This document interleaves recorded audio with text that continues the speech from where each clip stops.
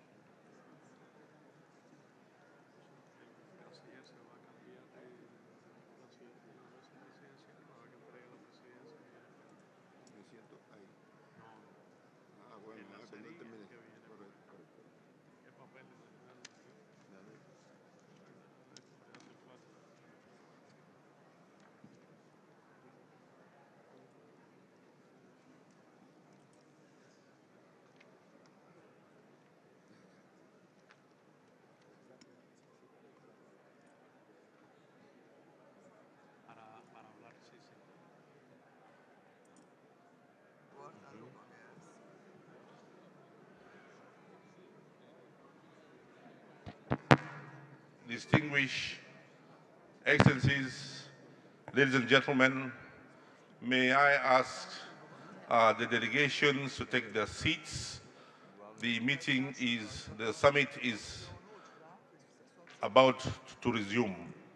May I ask the delegations to take their seats, please, so that we can start immediately. Thank you.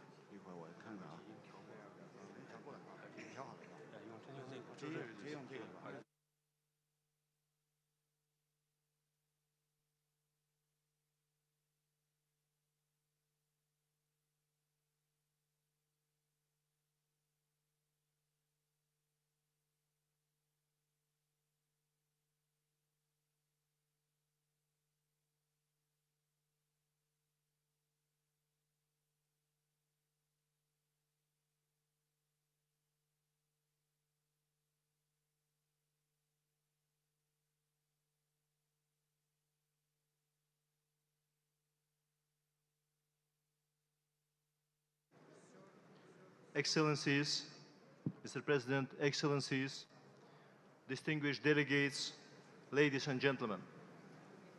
It is my distinct honor and pleasure to greet you all at the 19th Summit of Heads of State and Government of the Non-Aligned Movement. I express my gratitude to the government and people of Uganda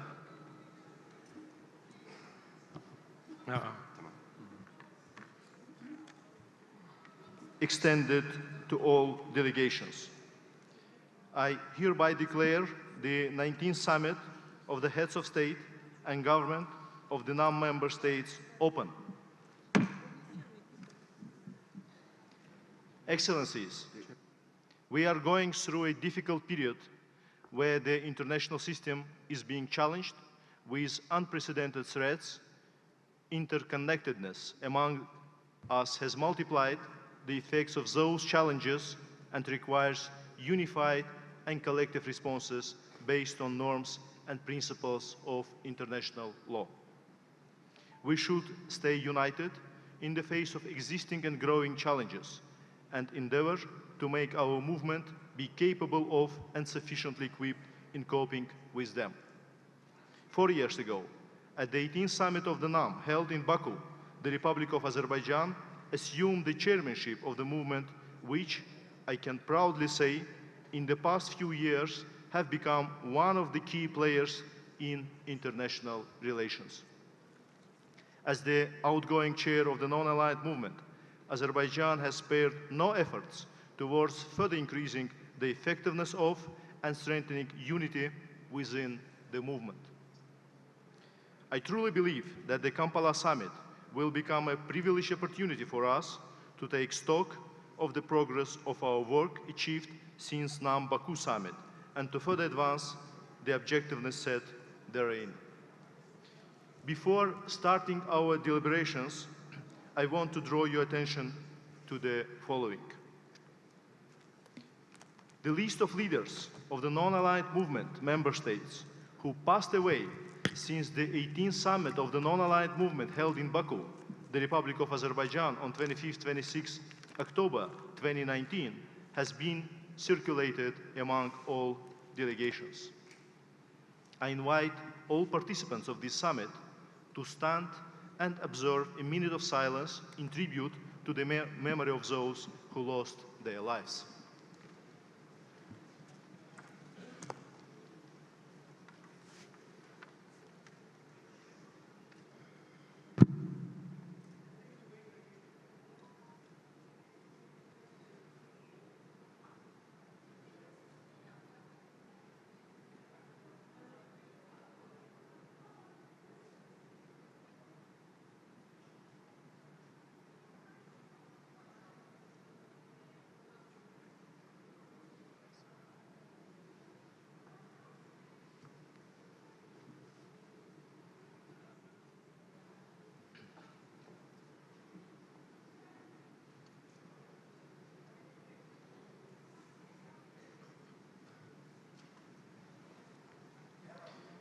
We can now proceed to our deliberations. The provisional agenda for the summit has been circulated among all delegations. Can I consider that there are no objections to the agenda? That seems to be the case, and the agenda of the summit is hereby adopted.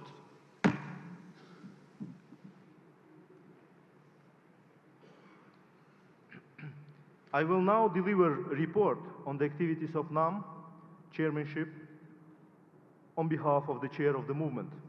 But before starting my address, I wish to invite you all to watch the short movie reflecting highlights from the activities of the Azerbaijani Chairmanship of NAM in the last more than 4 years.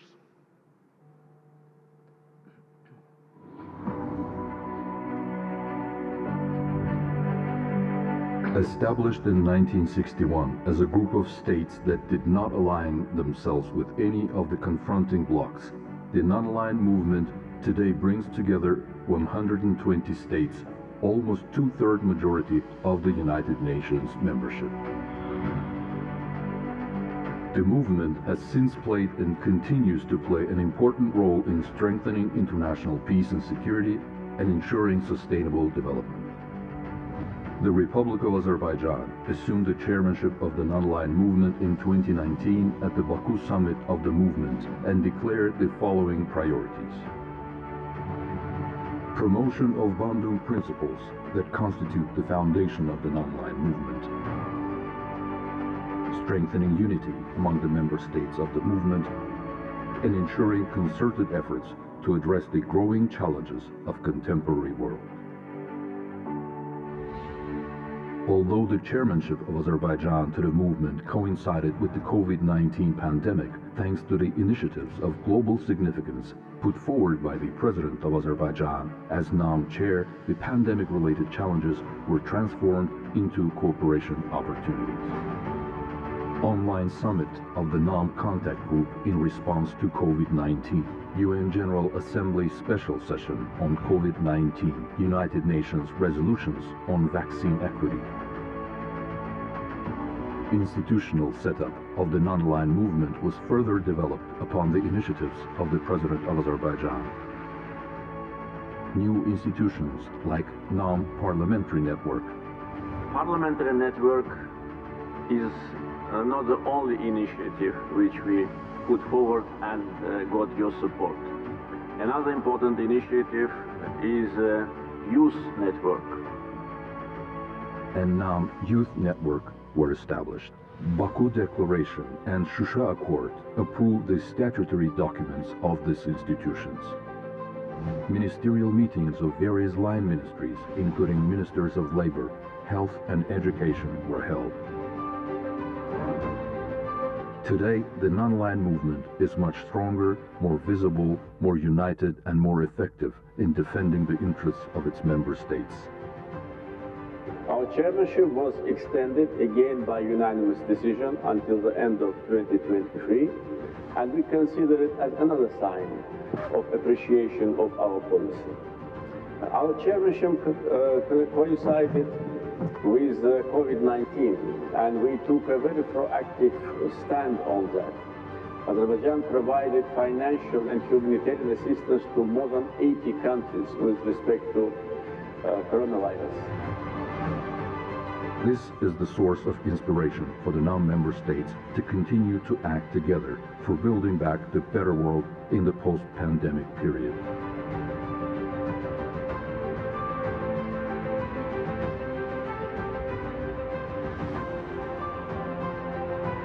Together, we are stronger.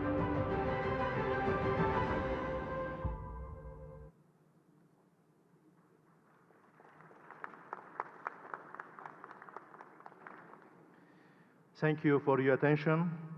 Indeed, in a very challenging time to our humanity, Azerbaijani chairmanship has done its best to make the voice of our movement heard in all possible platforms with successful initiatives. No doubt, Ugandan chairmanship will continue this legacy even further building upon it. Distinguished heads of state and government, dear guests, excellencies, ladies and gentlemen, more than 4 years have passed since the Republic of Azerbaijan took the NAM chairmanship. I would like to summarize the activities carried out during this period by highlighting some of our common successes we have achieved together. Azerbaijan was admitted to the non-aligned movement in 2011. Since the first days of our membership, Azerbaijan became very active in all NAM endeavors and gained great authority by resolutely defending the norms and principles of international law. By unanimous decisions of the NAM countries, in 2019, Azerbaijan assumed the chairmanship of NAM for the period of 2019-2022, which was later extended for additional 1 year by yet another unanimous decision of member states. This was a testament of respect and confidence in our country. We are grateful for your trust and solidarity through these 4 years. Azerbaijan assumed the chairmanship in a critical time for all member states of NAM, which necessitated concerted and effective responses to the challenges of contemporary world.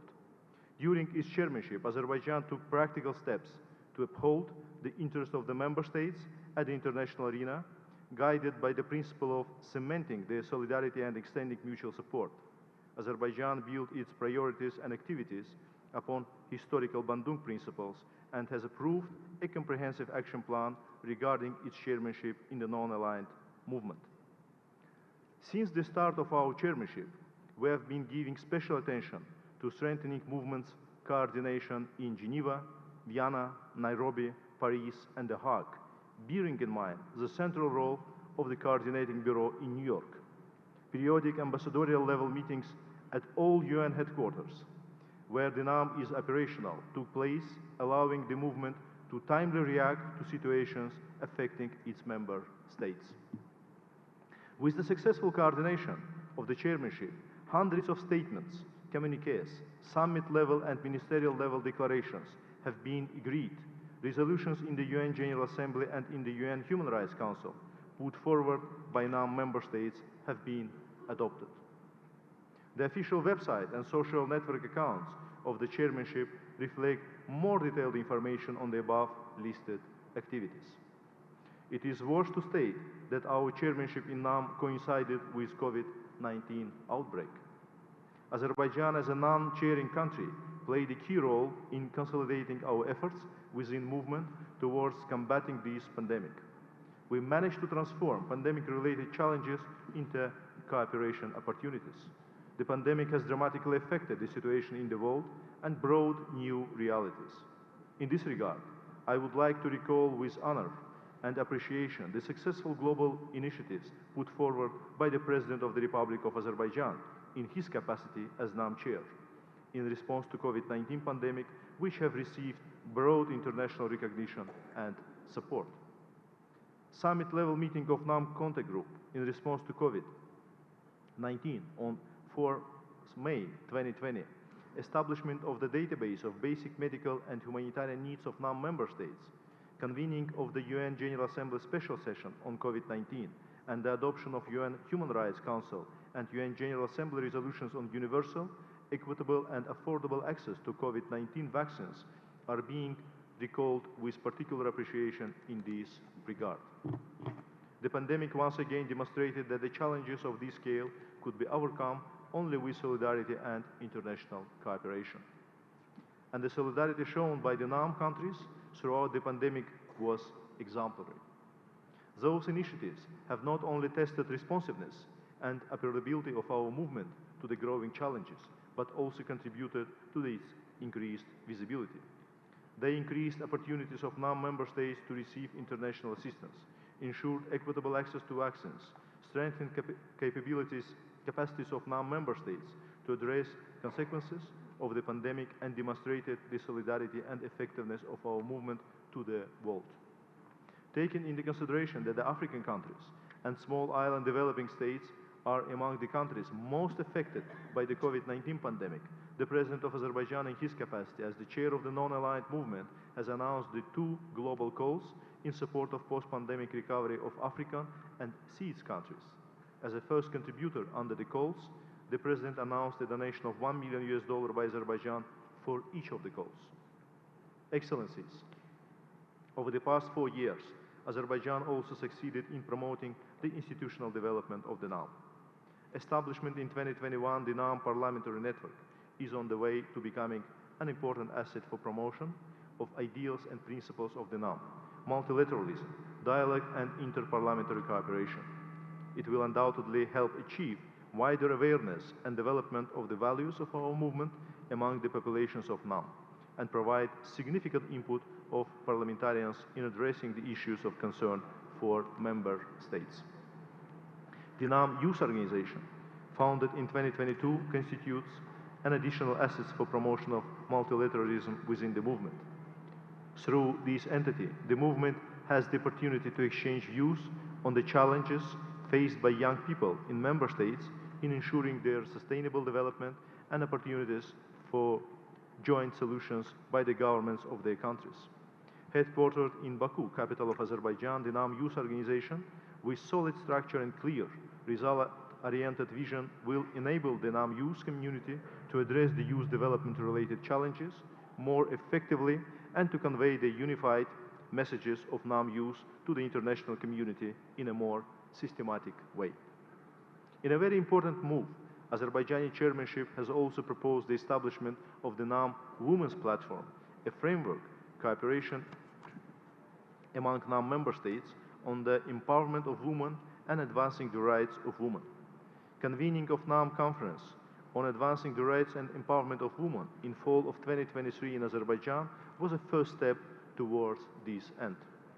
It is worth to note that with support of member states, Azerbaijani chairmanship reinvigorated the implementation of the right to development as an inalienable human right. With adoption of resolution on the right to development at Human Rights Council in October of 2023, the draft International Covenant on the Right to Development was submitted to the UN General Assembly for its consideration, negotiation and subsequent adoption. Excellencies, I am also delighted to share that during Azerbaijani chairmanship, we had certain milestone achievements towards enlargement of the movement. During our chairmanship, the non-aligned movement has been expanded in both its membership and observer composition. At the mid-term NAM Ministerial Summit held in Baku, the Russian Federation was granted an observer status in the movement. At the ministerial meeting of NAM Coordinating Bureau held in Baku in July 2023, we have agreed to forward the request of South Sudan, the only non-NAM member state from African continent, for full-fledged membership in the non-aligned movement to the Kampala Summit. Admission of the South Sudan will be the first expansion of NAM membership in 13 years, bringing the number of member states to 121. This proves a growing validity and increased importance of our movement in the international relations system. Azerbaijani chairmanship has made consistent efforts to promote the practice of demonstrating support to nominations of NAM member states to various positions in the international organizations. Among other chairmanship activities, Azerbaijan has also revitalized the coordinating mechanism of member states within UNESCO by organizing regular ambassadorial meetings, special events, and establishment of database of nominations of NAM member states to the elected positions at UNESCO. We have established NAM Caucus within UNESCO Executive Board. As part of our activities within NAM Paris chapter, we have also established NAM Caucus within International Organization of Francophonie. Azerbaijani chairmanship has also attached particular importance to the development efforts of the NAM member states. Upon the decree of the President of the Republic of Azerbaijan, we have provided scholarship opportunities for students from NAM member states to enroll in undergraduate, graduate, and other degree programs in more than 20 colleges and universities of the country. Excellencies, these were some highlights from multidimensional and intense activities of Azerbaijani NAM chairmanship from 2019 to 2024. Excellencies, at this historic moment, after 4 years of proudly chairing the movement, we are handing over the chairmanship to the Republic of Uganda with a rich, substantial, and institutional legacy. We are confident that Uganda will spare no effort towards further enhancing the role and visibility of the movement and strengthening unity among its member states.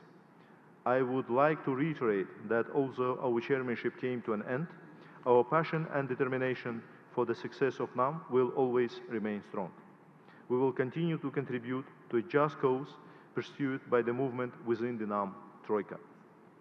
I wish the distinguished friends from Uganda all the best in their chairmanship and express our readiness to extend all the necessary support in this process. Azerbaijan is proud to take over a new important international responsibility.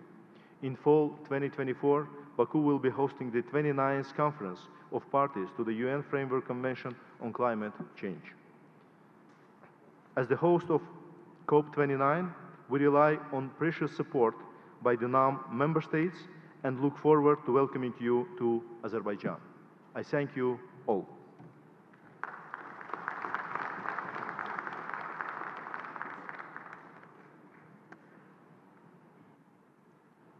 Ladies and gentlemen, the next item in the agenda is election by acclamation of the chair of the 19th Summit of the Heads of State and Government of NAM. I propose the distinguished delegations to elect by acclamation His Excellency, Mr. Yoweri Museveni, President of the Republic of Uganda, as chair of the 19th Summit of the Heads of State and Government of NAM.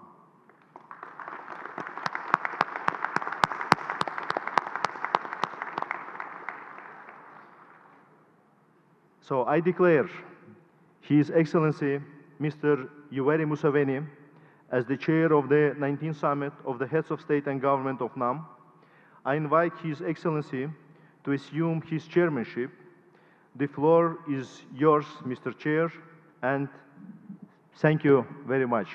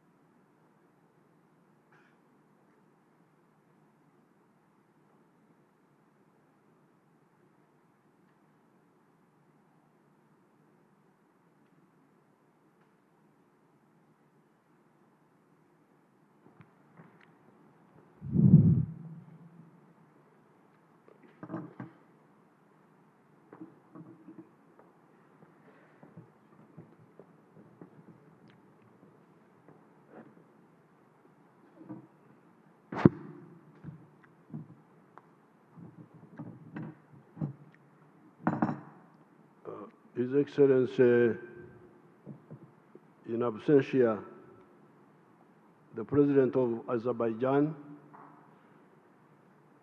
who has been our chairperson for the last 3 years, who is represented here by the Foreign Minister who was speaking a little while ago.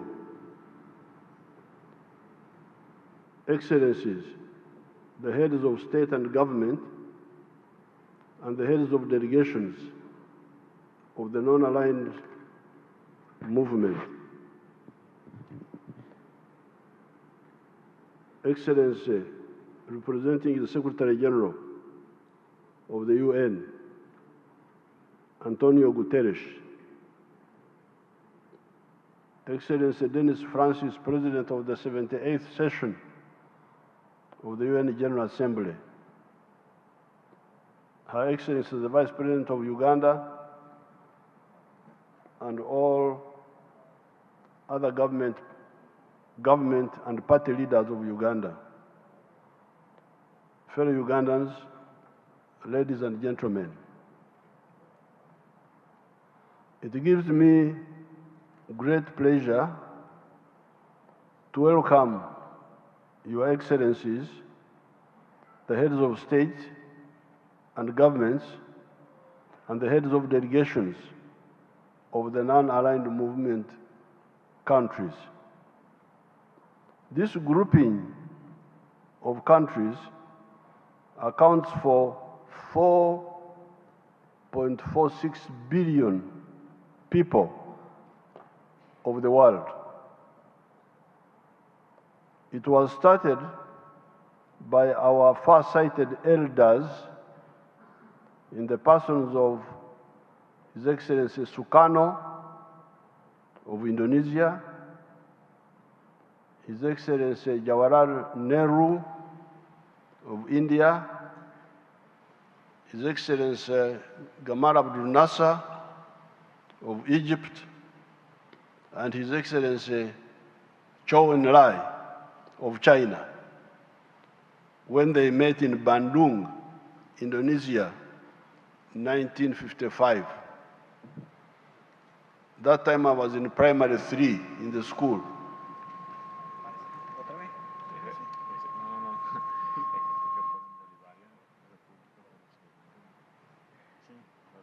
The first summit of the non-aligned movement took place in Belgrade, Yugoslavia, in 1961, and was attended by Afghanistan, Algeria, Burma, Cambodia, Ceylon, Congo, Cuba, Cyprus, Ethiopia, Ghana, Guinea Conakry, I think here we're talking of Guinea Conakry, India, Indonesia, Iraq, Lebanon, Mali, Morocco, Nepal, Saudi Arabia, Somalia, Sudan, Tunisia, United Arab Republic, Egypt, Yemen, and Yugoslavia. The emergence of the non-aligned movement was a necessary antidote to the irrational polarization of the world of that time between the capitalist Western countries and the communist, mainly Eastern countries. By the early 1960s, our student group was already beginning to be active. We were the third generation of the African anti-colonial freedom fighters.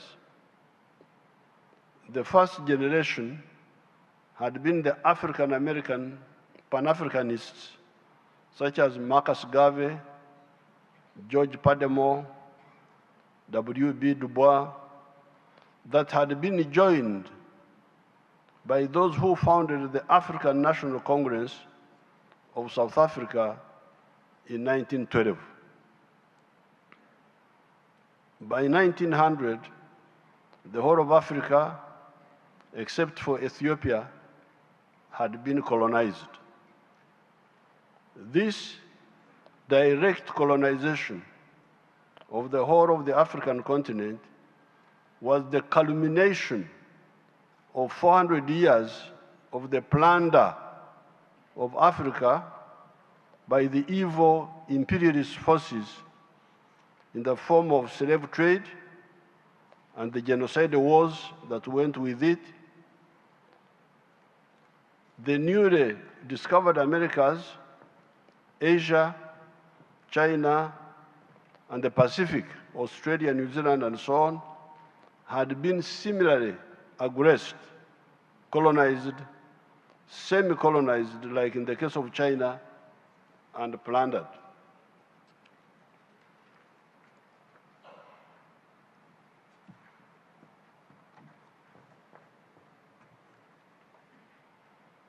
Africa's capitulation, Africa's surrender had been in part on account of our egocentric chiefs and kings who, out of selfishness, could not unite us to fight these evil people.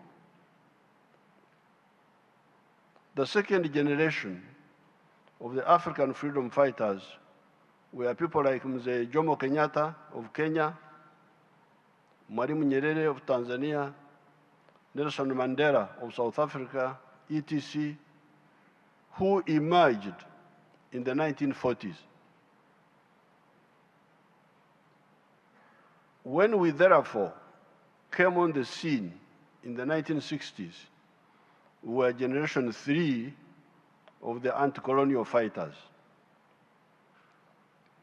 We seriously studied the interplay of forces that had ultimately led Africa in such a calamity. In those studies, we used the instrument of political economy, which is a study that helps us to discover the fundamental laws that govern the motion of society from one social system to another. What prompts society to change from one form of social system to another? That was our big study. We had to study the dynamics of social change. In that study, we discovered that man, the Homo sapiens sapien, who emerged here in Africa 4.5 million years ago, had been the main actor. Initially, this wise man, that is what Homo sapiens sapien means, was coping with the oppression of man by nature in the form of the floods, the droughts, the diseases, the wild animals, the earthquakes, etc. These natural phenomena were, of course, oppressing other creatures, such as the wild animals, the plants, as well. However, those other creatures could do little or nothing to tame nature. The only thing they could do was to adapt themselves to nature in order to survive. That is how the beaver in the cold climates hibernates during the winters so as to survive. It is only man that has the ability to try and tame the natural phenomena and harness them to improve his quality of life. Why does man have this capacity? It is because of the 3 characteristics of man. These are a superior brain that is able to reason and not only act by instinct, a hand that can make and use tools to do work, and bipedalism, ability to walk on 2 legs with the head up instead of the head being down like a reptile, trying to navigate among ground-based obstacles, that enables man to see far and think. These characteristics enabled man to invent tools, starting with stone tools, wooden tools, iron tools, until today, when he is able to make tractors and machine tools, etc. These tools enabled man to make scientific inventions that precipitated qualitative and quantitative changes in society. The invention of fire 1.5 million years ago caused society to move from dwelling in trees to dwelling in caves and on the ground generally. Caves were more comfortable than the trees. The invention of the domestication of crops around 10,000 years ago, the domestication of the livestock around 12,000 years ago, the invention of the iron around 1,500 BC, the steam engine, the printing press, electricity, the railway, the automobiles, the aircraft, the automation, vaccines, the invention of penicillin, the invention of quinine, etc., enabled man to cope better and enabled him to harness natural phenomena and items for the betterment of his life. Our study of political economy of creation and society, therefore, enabled us to discover that the best primer of changes, primer means initiator of changes in society, is the development of science and technology.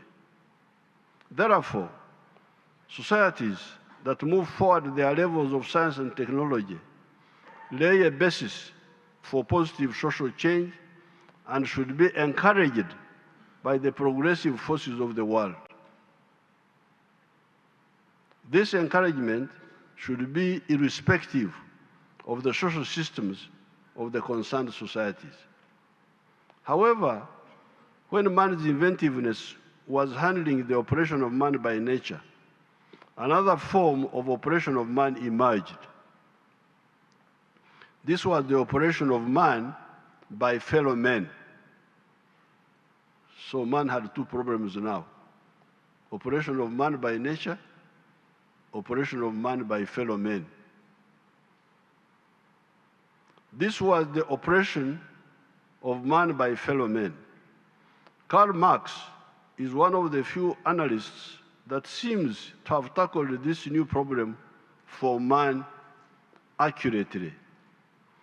He pointed out that it was only during the time of the primitive communalism, when man was still living in hunter-gatherer societies, that society was free of oppression of man by fellow men. Thereafter, all subsequent social systems had elements of operation of fellow men of varying degrees.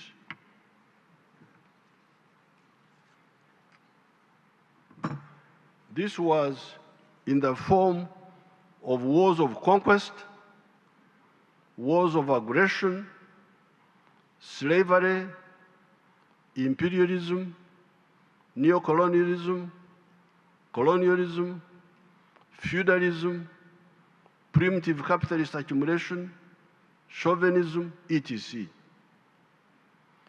These elements of exploitation are totally unnecessary and only propelled by greed.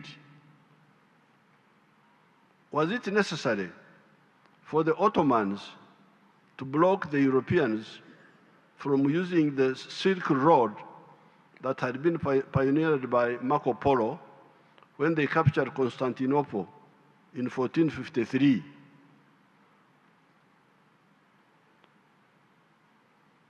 When the Europeans were thus blocked, they started looking for a sea route around Africa, led by the Portuguese, one of them being Prince Henry, the navigator of Portugal.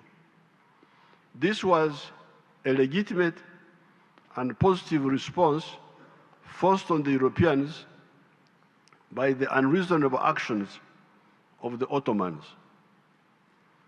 As a consequence of that effort, Christopher Columbus reached the Americas in 1492, and Vasco da Gama went around the Cape of Good Hope in South Africa in 1498. By this time, the positive efforts of the Europeans looking for a sea route around Africa had already started being polluted by the evil of slave taking by the Portuguese. It is said that the first slaves were captured by the Portuguese in the year 1441. The two great achievements of discovering the Americas and going around Africa by sea soon proved harbingers of great evil to Africa the Americas, and Asia.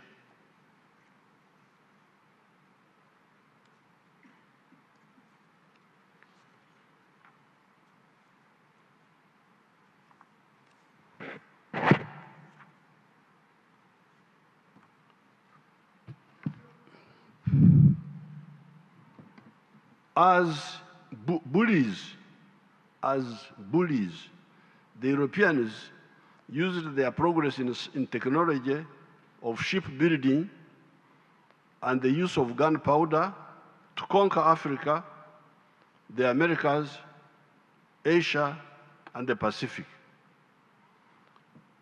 European looting of the rest of humanity through slavery, imperialism, colonialism, semi-colonialism, conquest, and extermination of the indigenous people in some cases went on for 500 years. Instead of humanity celebrating the scientific advances in shipbuilding, the wider use of gunpowder, which had been discovered by the Chinese around 800 BC, the wider use of quinine against malaria that the Spanish had learned from the indigenous Indians of the Americas, the printing press, the steam engine, and all the other inventions were to spend 500 years in anti-colonial wars to expel the evil parasites. In the case of Africa, it is only in 1994 that the indigenous people of South Africa regained control of their country. So we had to spend 500 years dealing with idiotic schemes by greedy people. The oppressors miscalculate when they use their temporary advantage in science and technology to think that they can use that to indefinitely oppress other people. The oppressed will learn, catch up, and defeat the oppressor. That is why empires always all collapse. All empires always collapse. The idea of empires is an evil idea. I don't want to impose my beliefs on you, but as a Christian, in the book of the Acts of Apostles, it says that empires are evil. You go and read the book of the Acts of Apostles. St. Paul describes empires as evil. People are supposed to be free, not to be conquered by empires.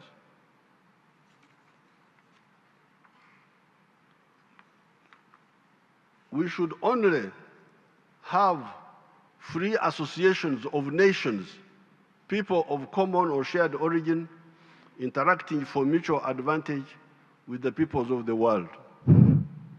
Therefore, we, the resistance fighters of Uganda, are flabbergasted and look down with contempt at the philosophical, ideological, and strategic shallowness of some of the actors of the world. Why not respect freedom of everybody if you say you are a Democrat? If you say you are a Democrat, why don't you respect the freedom of everybody? How can you say you are a Democrat and yet you want other people to be slaves? Why do you not seek influence? Why do you not seek to influence people by your good example instead of manipulation, lectures, and threats? Again, in the book of Matthew, it says, "Let your light so shine before men that they see your good deeds and praise your Father who is in heaven." Influence people by example, not by threats and manipulations. chauvinists of race, religion, tribe, or gender should stop wasting our time and opportunities with their shallow schemes. Action will inevitably invite counteraction. Oppression will invite resistance. That is why we, the resistance fighters of Uganda, only fight just wars. We abhor unjust wars. The promoters of unjust wars lose most of the time. These are wars of imperialism, conquest, domination, etc. In the 500 years of European aggression against Africa, it was only from 1912, when the African National Congress was founded in South Africa, that modern freedom fighters came forward to lead the African resistance, the traditional illiterate African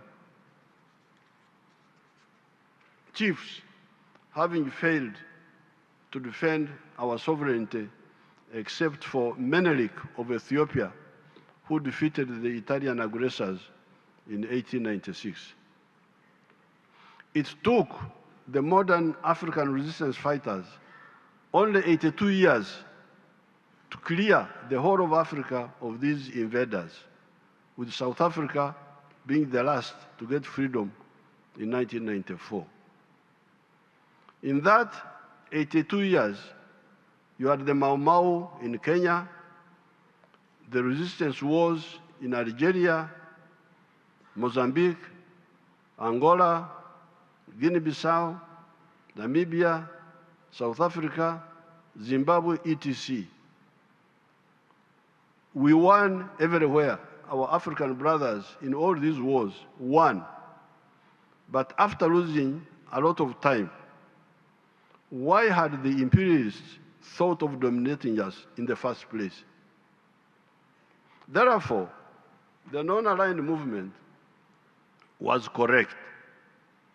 The illogical polarization of the 1940s, 1950s, 60s, 70s, between the capitalists and communists was wrong. Why should new ideas cause tension? This was the mistake of people like Metternich of Austria-Hungary, who thought that the new ideas of capitalism that were challenging the feudal order in Europe could be blocked by war. The Austria-Hungarian Empire ended up disappearing from the face of the earth, and capitalism did not stop spreading.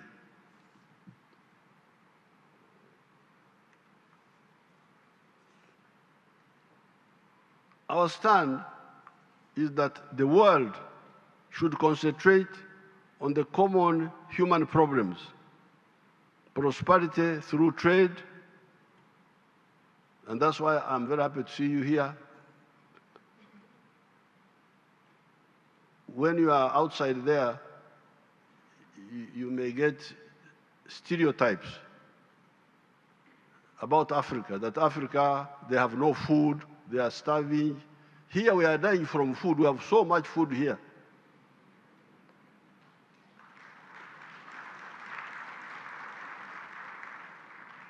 So those images which you see about some bad situations, don't think they represent the whole of Africa. Africa has got everything. Here we have everything. What we need from other people are markets and investments. But we shall not only sell to you, we shall also buy from you. We are not like others who want only to sell to others but not buy from them. So I'm very glad to have this big presence of people from the world so that we can interact with you.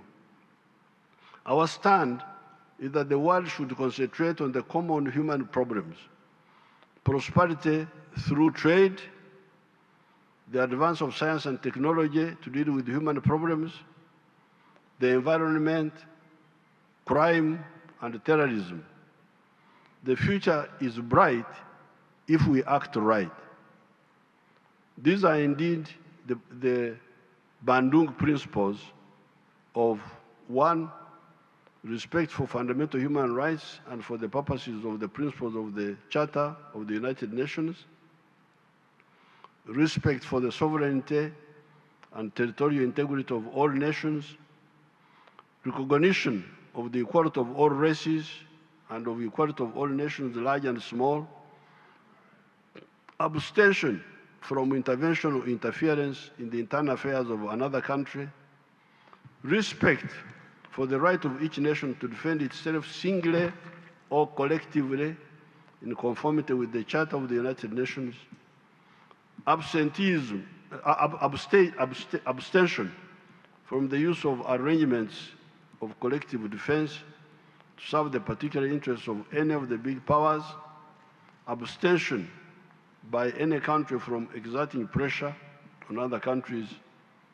7, refraining from acts of threats, of aggression, or use of force against the territorial integrity or political independence of any country.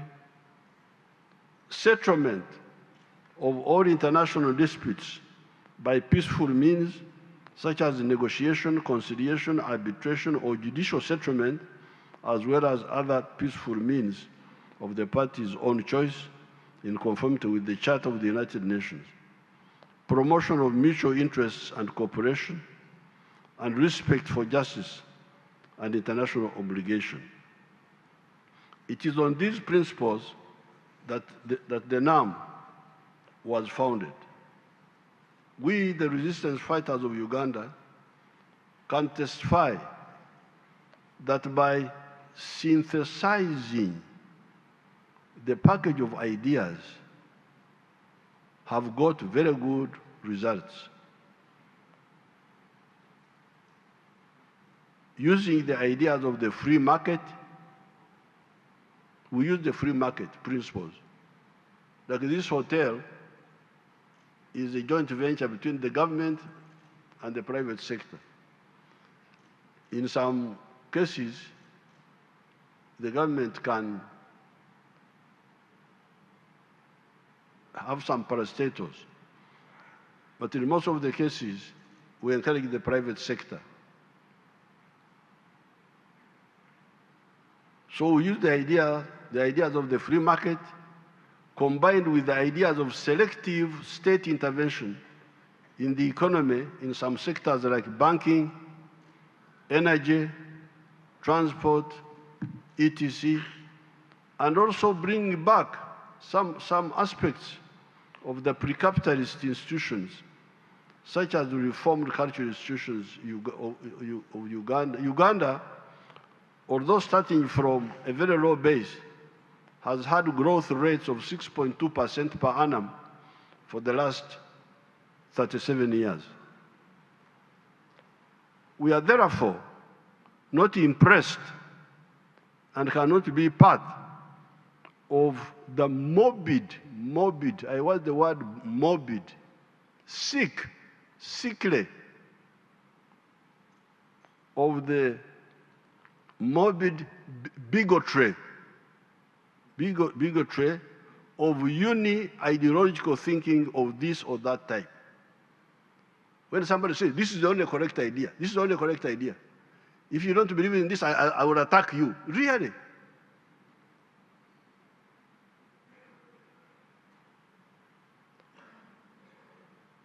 The universe has been here for the last 30 billion years. This earth has been here for 30 billion years. The human society has been here for the last 4.5 million years. Now you come, within 20 years, you think what you think is the only correct thing. You must be sick.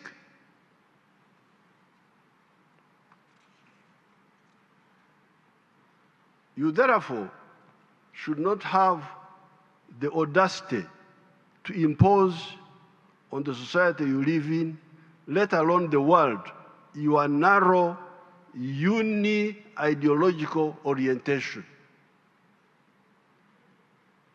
Here in Uganda, we rejected the concept of uni-ideological positions. Our movement started as a multi-ideological political force. We had capitalists, we had socialists, we had Marxists, we had feudalists. They're all.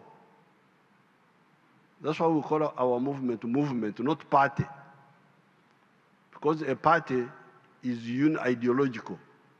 Communist party, capitalist party, those are uni-ideological.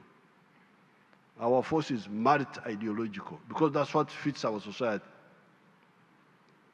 In conclusion, the strength of the non-aligned movement should be used to exercise considerable influence, particularly at the UN, for the effective transformative process for a better common future. In the negotiations for the Pact of the Future, the outcome document of the upcoming United Nations Summit of the Future, to be held in New York in September 2024, we should clearly define priorities that favor developing countries by maintaining unity, solidarity, and collective coordination among our member states in line with the Bandung principles.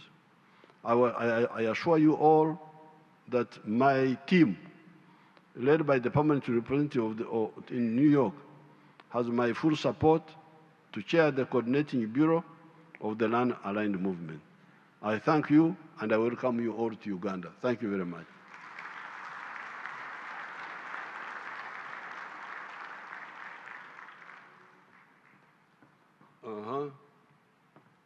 Chechi Dako. Now you give the floor to Cuba Vice President, Chair of G7. Do you have a program here? Oh, here? Okay. I'm getting trained to be chairman. The man is training me how to be chairman.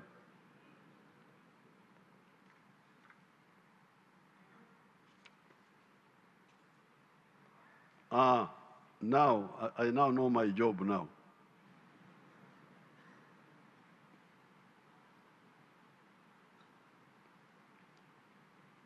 I now invite His Excellency Salvador Varedes Mesa, Vice President of the Republic of Cuba and Chairperson of the Group of 77 and China, to address us.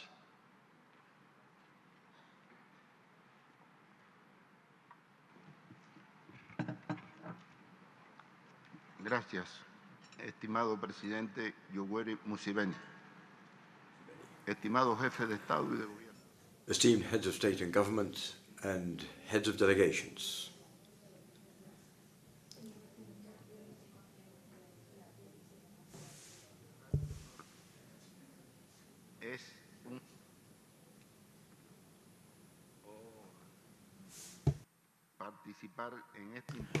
It is a great honor and privilege to participate in this important event in the African continent. Apparently there seems to be an issue with the microphone, says the interpreter.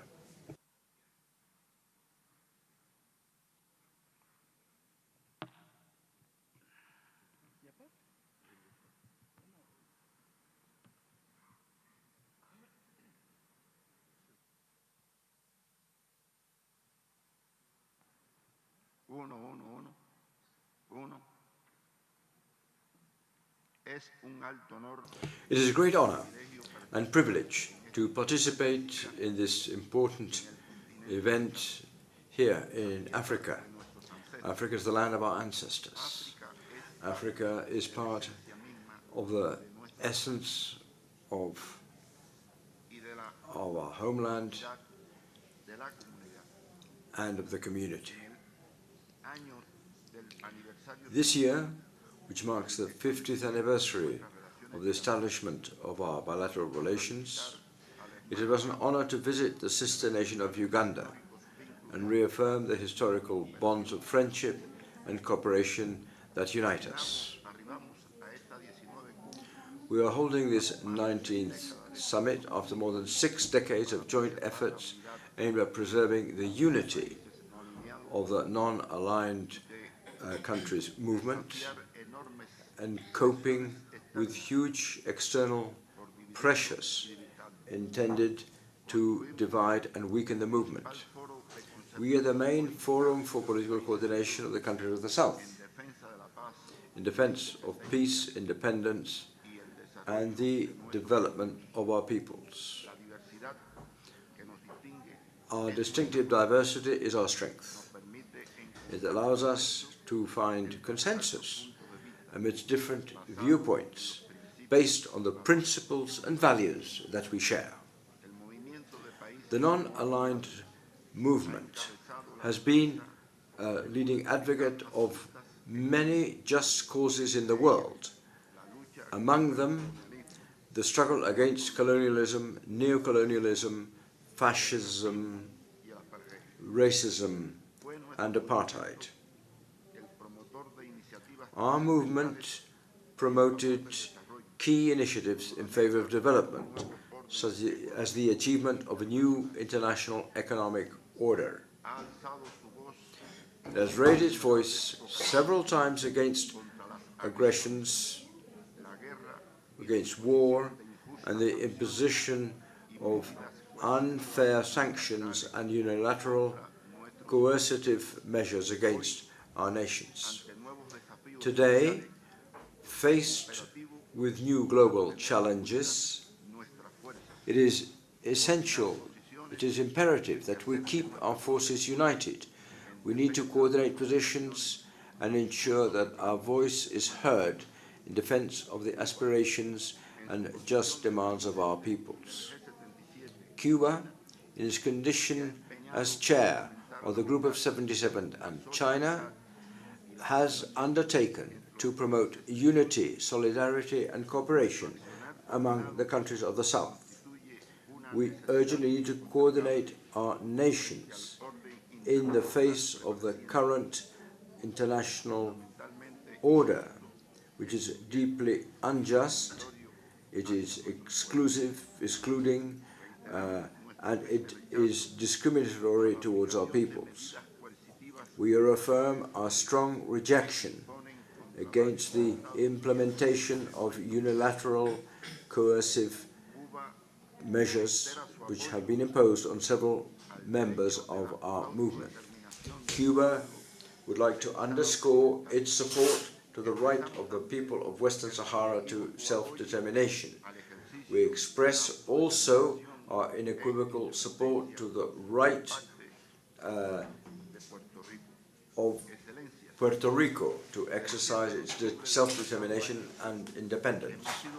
Excellencies, since last October the 7th, we have been witness to one of the cruelest genocidal acts ever to be recorded by history.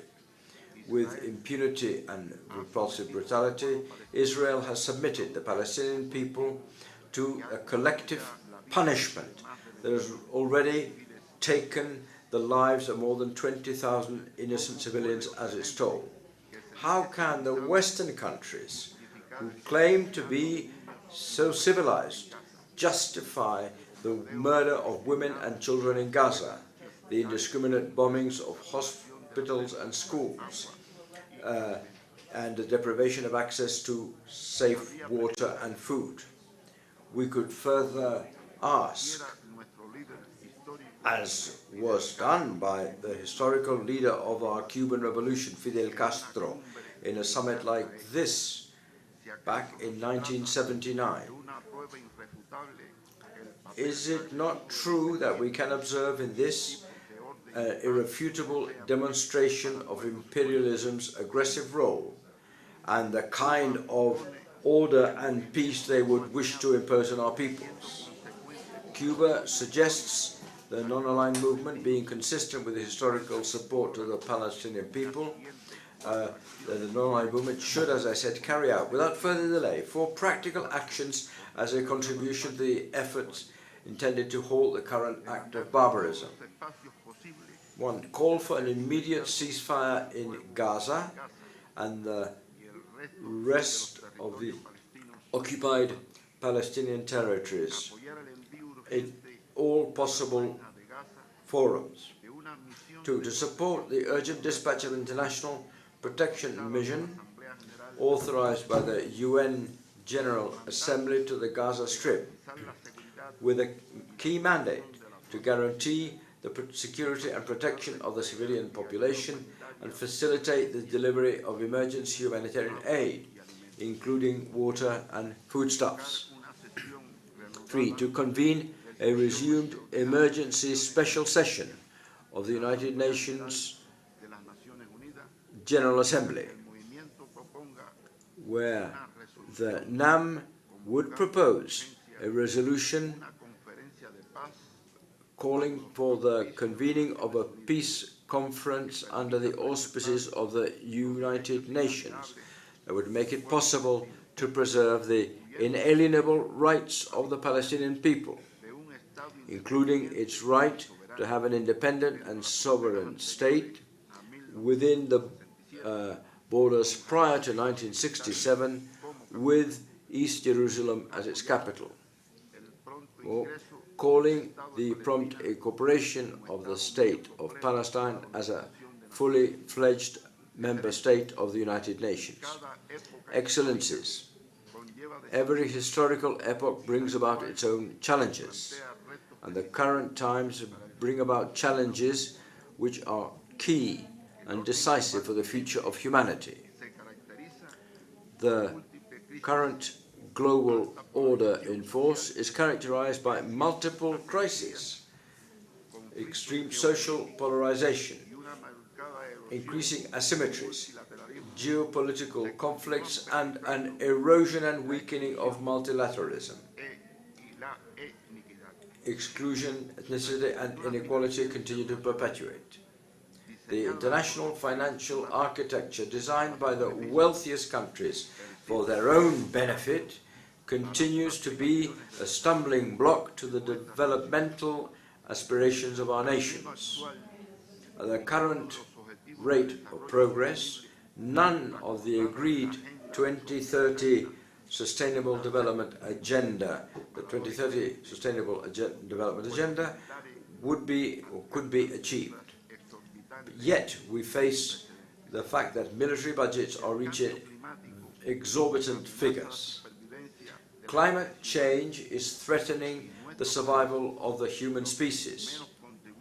And our countries, the ones that least contribute to the environmental crisis, are the ones which are most vulnerable to its impact. The financial commitments entered into by the industrialized countries, the ones that bear primary responsibility for depredation and global overheating, are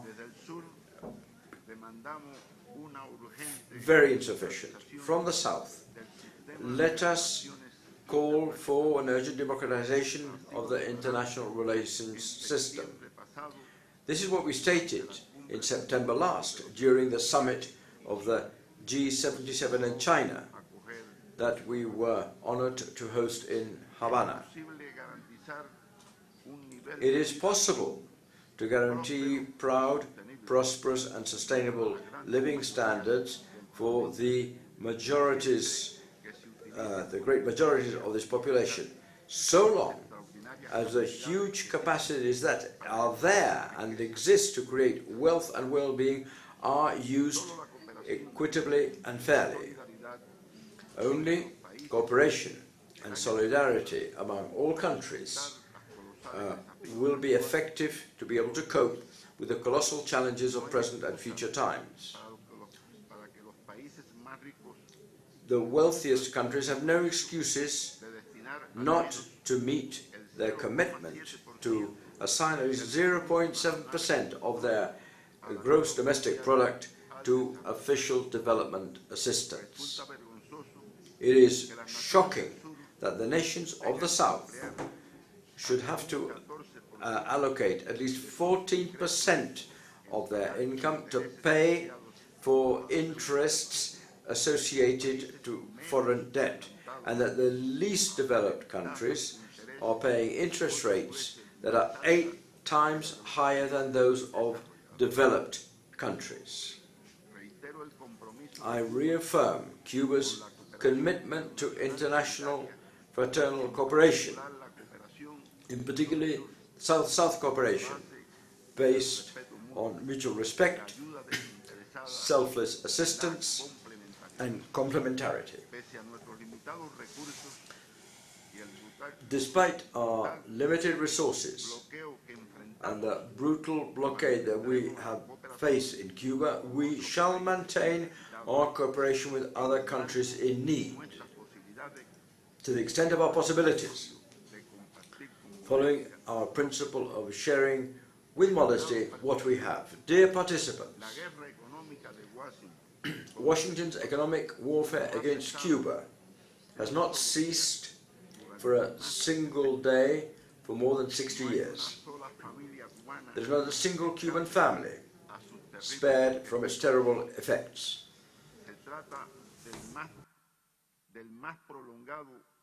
It is the longest-lasting, most comprehensive and cruelest system of unilateral coercive measures that have ever been imposed against any nation, designed to force the surrender of an entire people via hunger and desperation.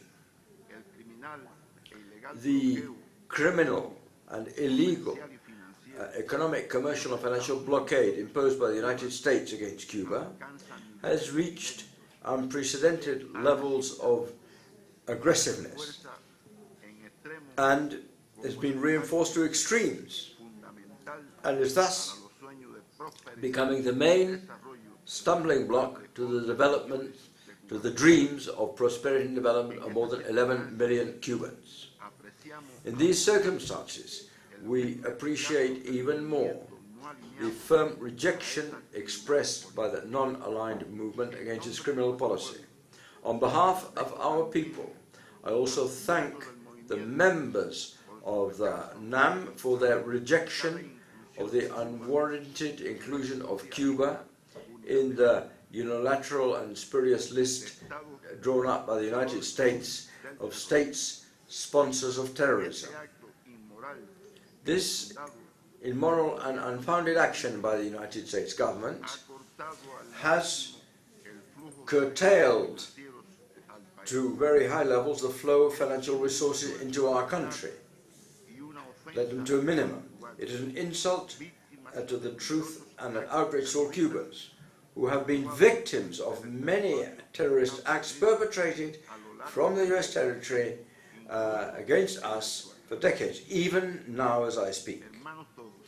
Brothers and sisters, we would like to thank and congratulate Azerbaijan for its outstanding work in running this movement during a particularly complex period marked by the COVID-19 pandemic, which demanded additional efforts on all of us. We wish Uganda the greatest of success as President of the movement during the 2024-2026 triennium, and it will always be able to count on Cuba's full support. We have struggled together to get to where we are now, and together we have won transcendental victories for our nations. Together we shall continue to wage the necessary battle for a proud, just, prosperous and sustainable future for our peoples. And Cuba will always be on the front line of that battle. We should not forget the words of the historical leader of the Cuban Revolution, when, during the summit of our movement in Cartagena de Indias, almost 30 years ago, and which today are more valid than ever, and I quote, "We are not mere spectators. The world is also our world, No one can replace our united action. Nobody will speak on our behalf. Oh, we alone, and only united, can reject the unjust world economic and political order that they would like to impose on our people. Thank you very much.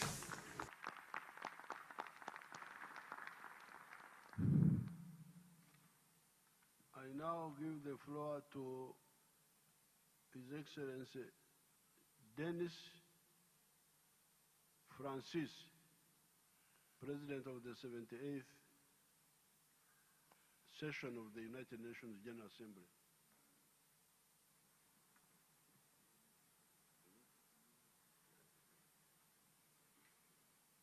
Your Excellency Yoweri Museveni, President of the Republic of Uganda and Chairman of the Non-Aligned Movement. Your Excellency Ceyhun Bayramov, Minister of Foreign Affairs of Azerbaijan, speaking on behalf of the outgoing Chairman of the movement. Your Excellencies, the heads of state and government of the movement, Mr. Musa Faki, Chairman of the Commission of the African Union, esteemed ministers, permanent representatives, distinguished delegates. I am deeply honored to join you in Kampala today on the occasion of the 19th Summit of the Non-Aligned Movement. I am especially grateful to His Excellency Mr. Yoweri Museveni, the President of Uganda, and to the government and people of Uganda for their invitation and gracious hospitality. Let me also convey my warm congratulations to the government of Uganda on assuming the chairmanship of the movement. Your known, astute, and insightful leadership assures me that under your guidance, NAM will effectively tackle forthcoming challenges, bolstering both its profile and influence. Allow me also to commend the outgoing chairman, the President of Azerbaijan, His Excellency Ilham Aliyev, for his successful stewardship of the movement during difficult times, and notably in broadening its connection with the people through initiatives like the NAM Parliamentary Network and the NAM Youth Organization. This year's summit theme, Deepening Cooperation for Shared Global Affluence, recalls the movement's founding principles of cooperation and collaboration, urgent prescriptions in the current setting. Our world is beset with profound, multifaceted challenges which demand creativity and consensus building to fashion effective solutions. Unhappily, it is precisely in the opposite direction that we are headed. Widening inequalities are breeding fresh grievances, while mistrust and geopolitical competition are hampering efforts to realize our aspirations of achieving sustainable development by 2030. In Ukraine, the Middle East, and here in Africa, crises and conflicts are laying bare the limits of the multilateral system, raising legitimate questions as to the relevance and value of the United Nations itself in terms of its ability to resolve global issues, and whether we, as a global community, can deliver the promise of peace and prosperity for all. There is no doubt that the world is deeply fragmented, complicating the mission and undermining the traditional mechanisms adopted by the United Nations in addressing major problems. And while we must, out of necessity, engage in introspection and adopt more effective strategies and methods to achieve delivery and meaningful impact, the one thing we must work hard to avoid is the loss of our ability to find common purpose and to act decisively when the moment demands it. I must tell you that I am deeply concerned and indeed dismayed about the ongoing calamity in the Gaza Strip. And so I call upon this movement to exert its influence in bringing a halt to the carnage that we are haplessly witnessing. That situation behoves us to ask, how much is enough? And does the very concept of enough even exist in this setting?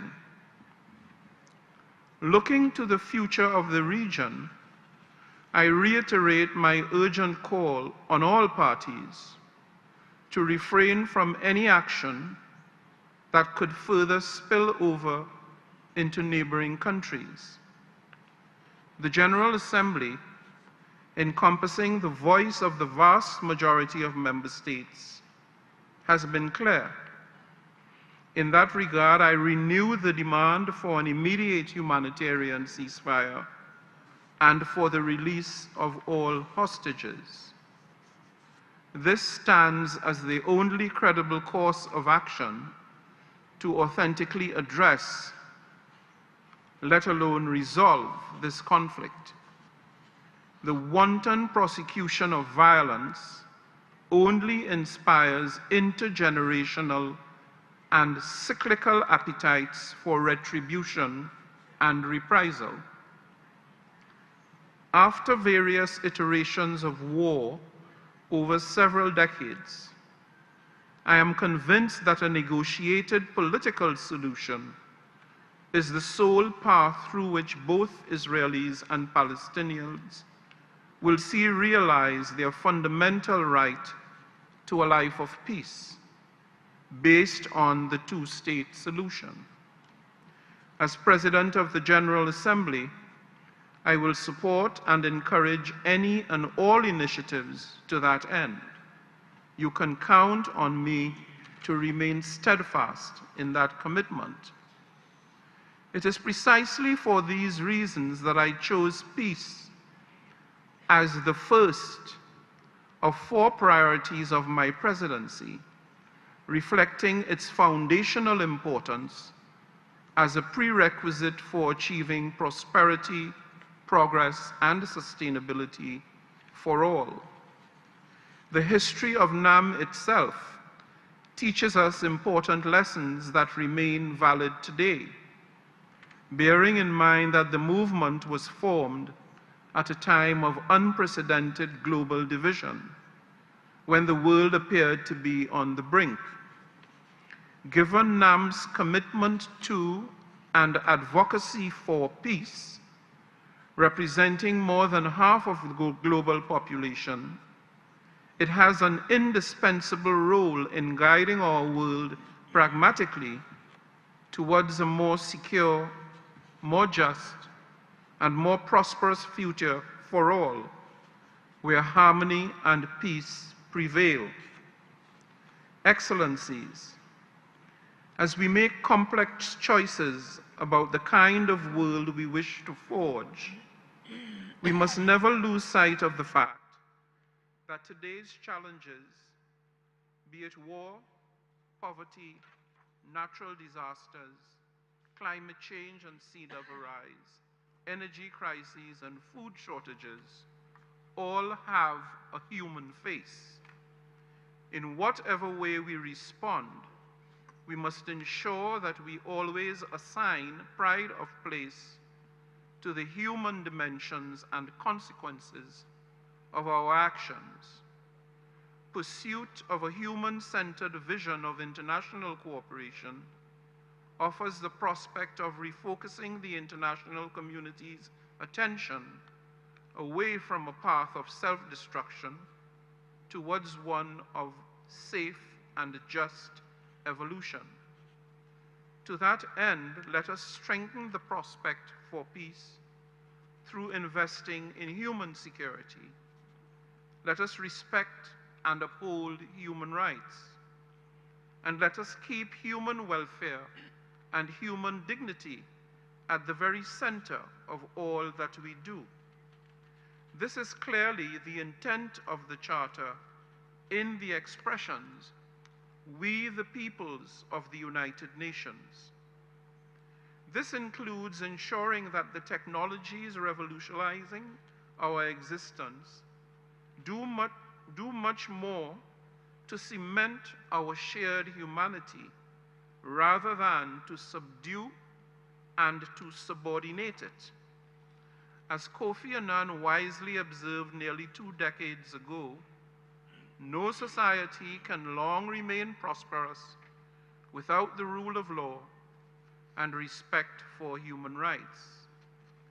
As you set about strategizing how best to employ the NAM formula of cooperation to achieve shared global affluence, I am hopeful that you will keep the late Secretary General's precepts in mind. As the UN's largest group, constituting 2/3 of the membership, NAM's critical mass empowers it to play an influential role in shifting the balance of the geopolitical landscape from conflict and confrontation to diplomacy, from suspicion and mistrust to trust-building dialogue, and from violence and aggression to tolerance, understanding, and peace. To move the dial, we need swift action in priority areas. On nuclear disarmament, NAM has the capacity and the influence to contribute to the de-escalation of confrontation by promoting multilateralism as the core principle of negotiation and multilateral diplomacy as the means of achieving progress. In the area of conflict prevention, NAM countries can lead the way by upholding international norms, respecting human rights, and vehemently countering entrenched racism, intolerance, and xenophobic attitudes that provide fertile ground for terrorism and discord and for conflict and strife. I urge the NAM to undertake an in-depth assessment of the new agenda for peace, given its focus on conflict prevention. Perhaps nowhere is the value of international cooperation of more profound consequence than in our pursuit of a sustainable future for all. Indeed, our promise to leave no one behind hinges on our ability to build strong and diverse partnerships, share knowledge widely and strategically, and strengthen our joint capacities to reach the most vulnerable. The Summit of the Future in September 2024 will offer an historic opportunity to fast-track the achievement of the SDGs and forge a new global consensus to transform our multilateral system to deliver with better impact for people and planet. Ahead of the summit in April 2024, I will host the first ever Sustainability Week in the General Assembly, the flagship initiative of my presidency, featuring mandated high-level events on transport, tourism, infrastructure, and energy, as well as a signature event on debt sustainability.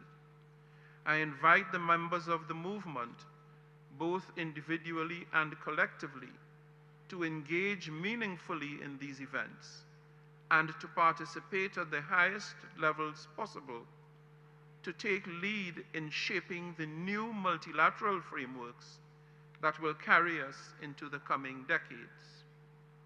the potential of the NAM to drive substantive progress across the global agenda, especially in fostering peace and security, remains formidable. My team and I are ready to support the Ugandan chairmanship in any effort to further elevate NAM's strategic engagement and influence as we mold the future for safety and security and for shared affluence.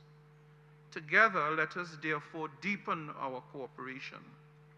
Let us work fervently together to rebuild trust and to open new pathways of cooperation and partnership to ensure that, indeed, global affluence is shared equitably by all so that no one is left behind.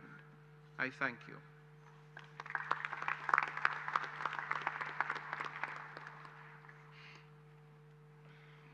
I want to thank His Excellency Francis.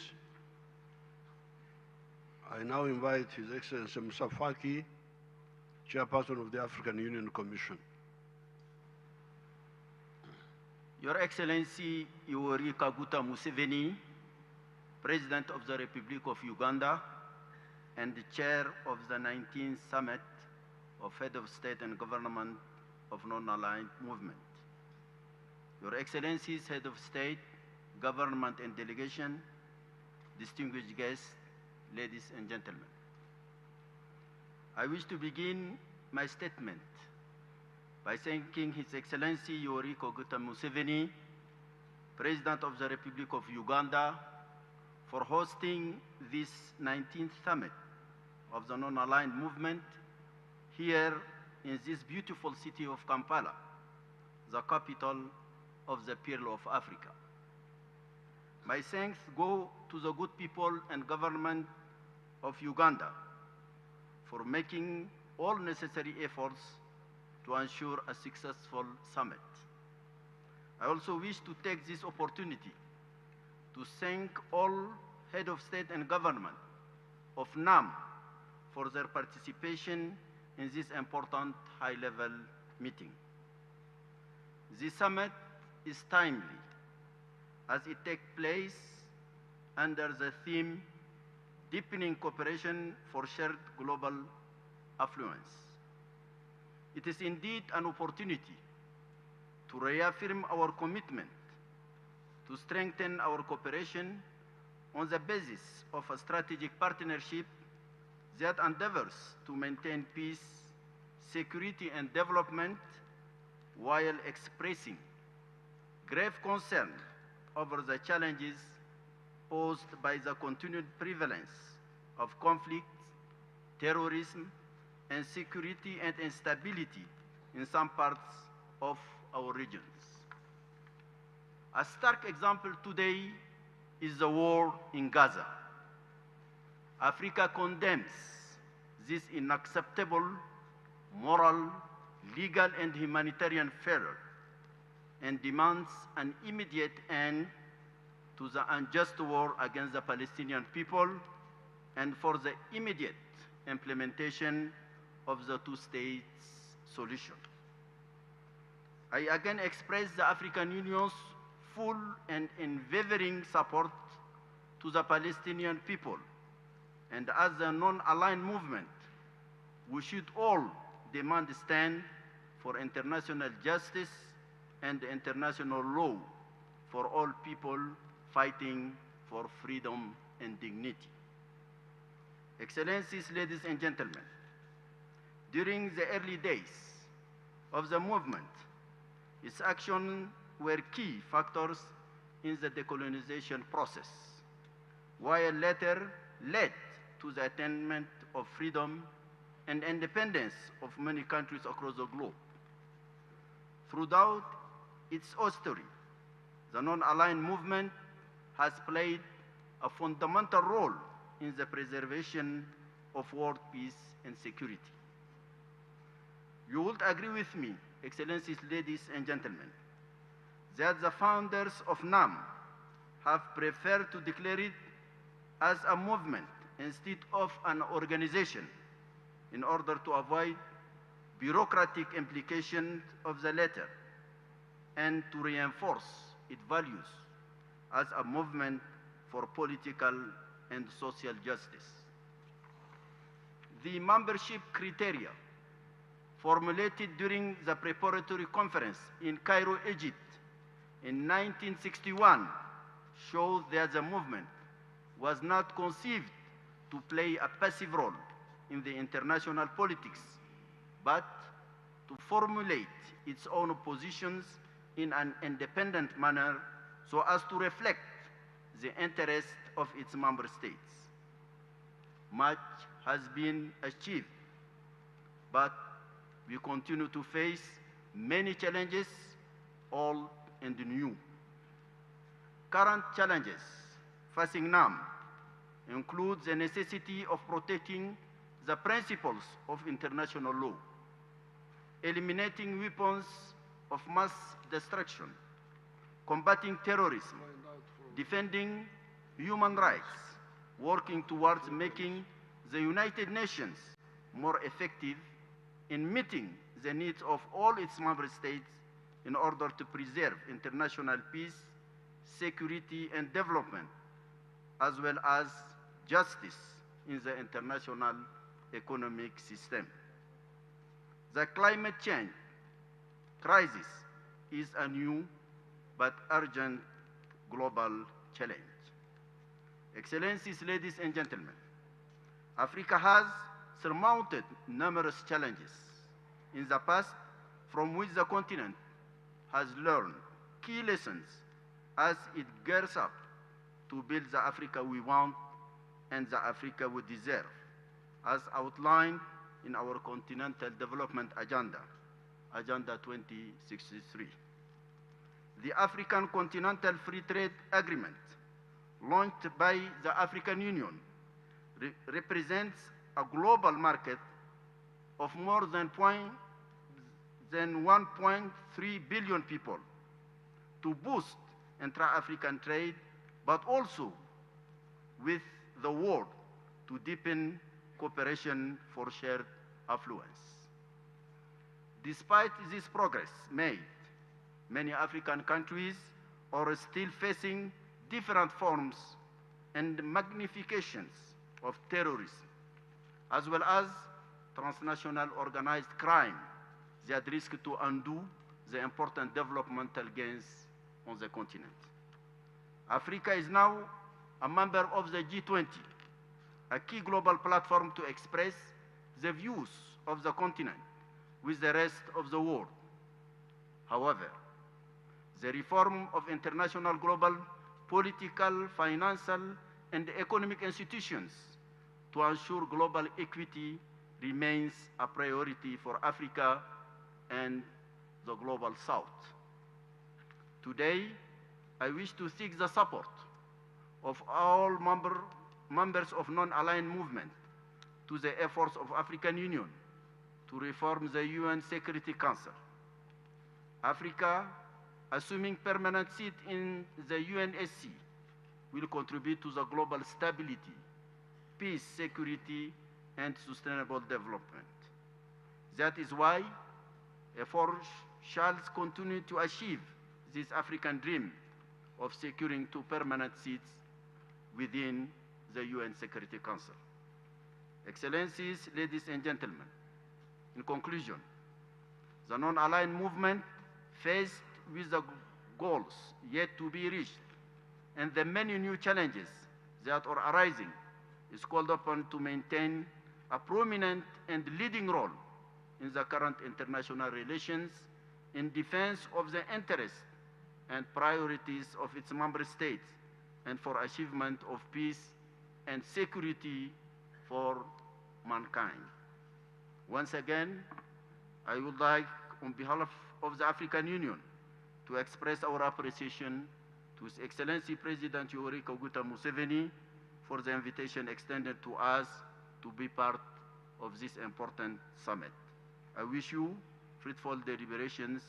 Thank you for your kind attention.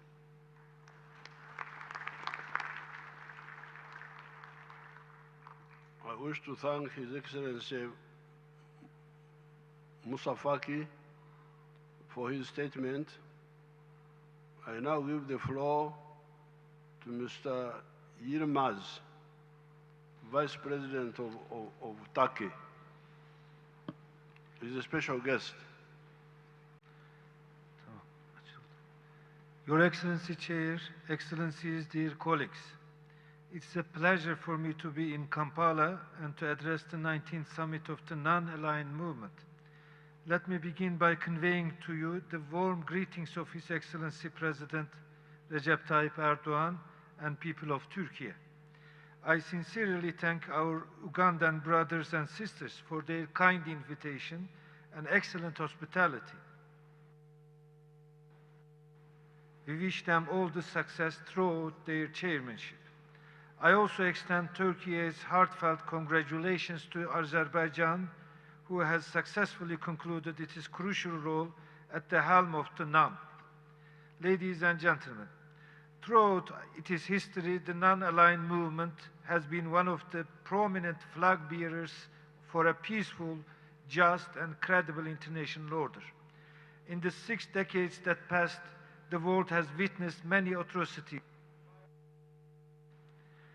Yet the devastation inflicted on Palestinians since 7 October by the indiscriminate attacks of Israel in Gaza has been unprecedented in many aspects. UN Security Council has been paralyzed due to its inherent flaws and has failed even to call for a ceasefire. Thankfully, the overwhelming majority of the international community reject this injustice.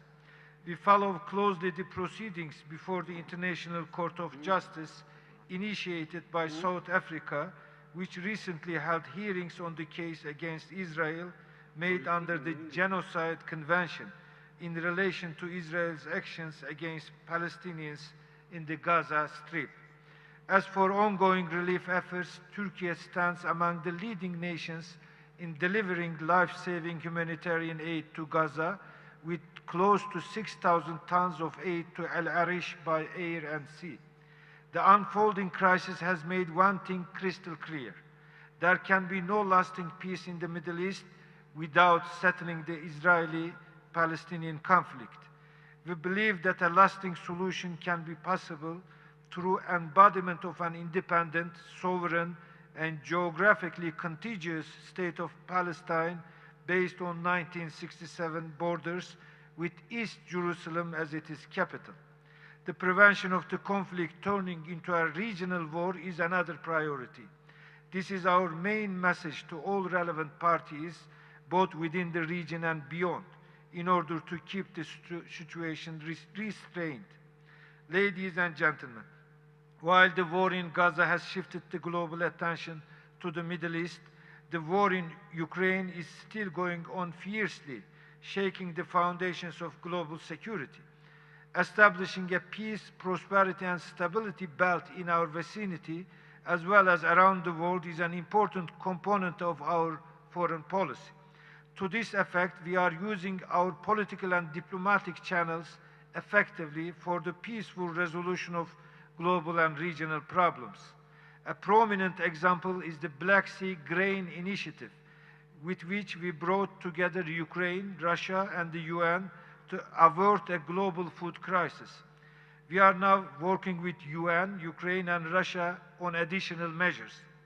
On the other hand, Turkey contributes to the prosperity and stability of the African continent in line with our African solutions to African problems principle. But to achieve that, we need to ensure that security and stability are restored in Sudan, Libya, Somalia, and elsewhere. With its wide diplomatic network and political determination, Turkey is well suited as a problem solver, system improver, and transformer actor in Africa, Asia, and Latin America. Excellencies, dear colleagues, peace and security are the basic pillars of development. As you all know, terrorism is one of the global challenges to development and democracy, which threaten our common future. We have long been simultaneously fighting against multiple terrorist organizations such as PKK, FETÖ, Daesh, and Al-Qaeda. The eradication of all terrorist organizations permanently is an essential part of Turkey's national security strategy. It is also a necessity for ensuring peace and security in our region.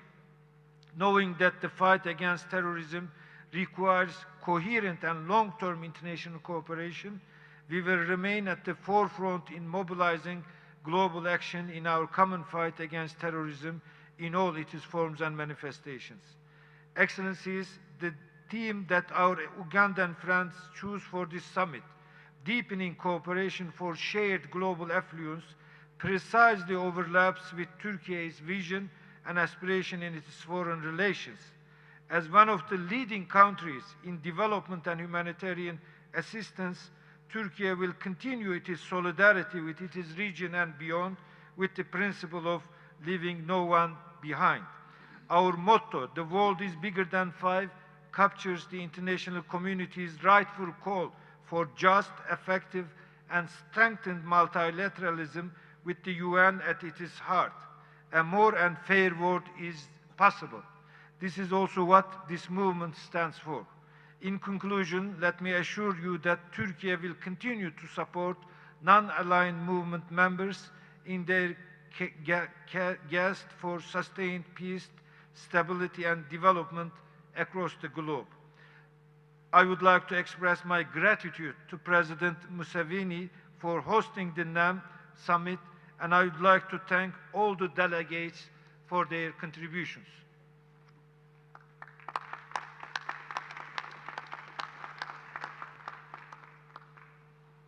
I want to thank His Excellency, the Vice President of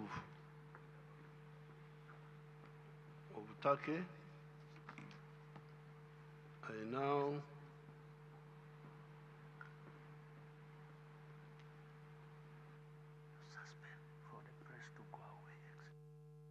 I now ask the press to leave the hall because they are not trusted for secrecy. They are rumor mongers. So the ones responsible make sure they clear out.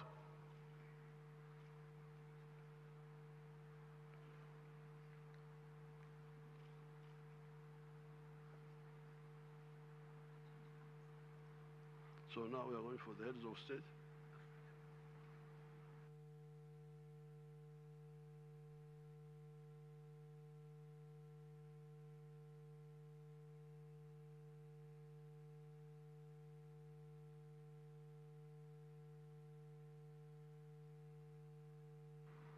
You are slow moving, move faster.